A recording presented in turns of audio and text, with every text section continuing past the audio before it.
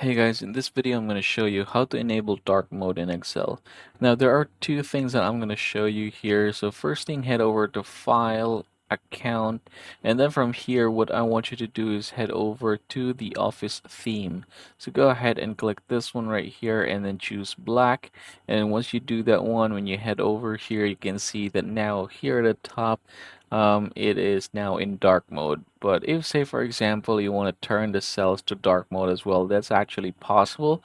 However, bear in mind that you might have a bit of a hard time seeing the entire cells.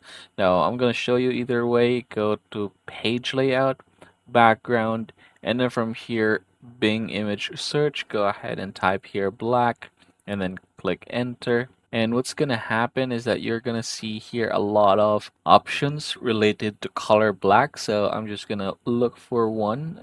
This is the one that I'm gonna use. Let's see. Click this, insert, and it's gonna look like this.